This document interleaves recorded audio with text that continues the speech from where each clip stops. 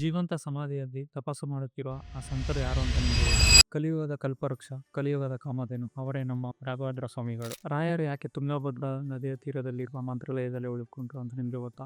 ರಾಯರ ಕಾರ್ಯಕ್ಷೇತ್ರವು ಒಂದು ವಿಚಾರ ಆದ್ರೆ, ಮತ್ತೊಂದು ವಿಚಾರ ಏನಪ್ಪಾ ಅಂದ್ರೆ ಶ್ರೀರಾಮದೇವರು ಓಡಾಡಿರುವ ದೇವಾಲಯವಾದ ರಾಮಲಿಂಗೇಶ್ವರ ದೇವಸ್ಥಾನವು ಇಲ್ಲಿದೆ. ಮತ್ತು ನದಿಯ ತೀರದಲ್ಲಿ ಹಯಗ್ರೀವ ದೇವಸ್ಥಾನ ಇದ್ದು ಇಲ್ಲಿ ಜ್ಞಾನ ಕಾರ್ಯಗಳು ನಡೆಯುತ್ತದೆ. ಅಲ್ಲದೆ ತಾಯಿ ಮಂಚಾಲಮ್ಮ ಸೂಚನೆಯಂತೆ ರಾಯರು ಮಂತ್ರಾಲಯದಲ್ಲಿ ಉಳಿದುಕೊಳ್ತಾರೆ. ರಾಘವೇಂದ್ರ ಸ್ವಾಮಿಗಳು ನಮ್ಮೆಲ್ಲರ ಆರಾಧ್ಯ ದೇವ. ರಾಯರ ಆರಾಧ್ಯ ದೇವ ಯಾರಪ್ಪ ಅಂದ್ರೆ ಶ್ರೀರಾಮಚಂದ್ರ.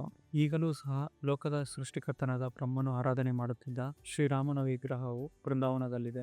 ಬ್ರಹ್ಮಕರಾರ್ಚಿತ ಮೂಲ ರಾಮನ ವಿಗ್ರಹವು ಈಗಲೂ ಬೃಂದಾವನದಲ್ಲಿದೆ. ಬೃಂದಾವನದಲ್ಲಿ ಈಗಲೂ ರಾಮನ ಆರಾಧನೆ ನಡೆಯುತ್ತಿದೆ. ಈ ವಿಗ್ರಹವನ್ನ ನಿರ್ಮಿಸಿದವರು ವಿಶ್ವಕರ್ಮ. ಇದೇ ವಿಗ್ರಹವನ್ನ ಸೂರ್ಯ ವಂಶಸ್ಥರಾದ ಅಂದ್ರೆ ರಾಮನ ವಂಶಸ್ಥರು ಇದೇ ವಿಗ್ರಹವನ್ನ ಆರಾಧನೆ ಮಾಡುತ್ತಿದ್ದರು. ಇದೇ ವಿಗ್ರಹವನ್ನ ಅಂದ್ರೆ 4 ಯುಗಗಳಾದ ಸತ್ಯಯುಗ, ತ್ರೇತಾಯುಗ, ದ್ವಾಪರಯುಗ, ಕಲಿಯುಗದಲ್ಲೂ ಆರಾಧನೆ ಮಾಡುತ್ತಿದ್ದಾರೆ. ರಾಘವೇಂದ್ರ ತೀರ್ಥರು ತಮ್ಮ ಇಚ್ಛೆಯಂತೆ ಜೀವಂತ ಸಮಾಧಿಯನ್ನು ಸ್ವೀಕರಿಸಿದರು. ರಾಯರ ಕುರಿತು ಈ ವಿಷಯಗಳು ನಿಮಗೆ ಇಷ್ಟ ಆದರೆ ಲೈಕ್ ಮಾಡಿ, ಶೇರ್ ಮಾಡಿ ಹಾಗೂ ನಮ್ಮ ಚಾನಲ್ ಸಬ್ಸ್ಕ್ರೈಬ್ ಮಾಡ್ಕೊಳ್ಳಿ.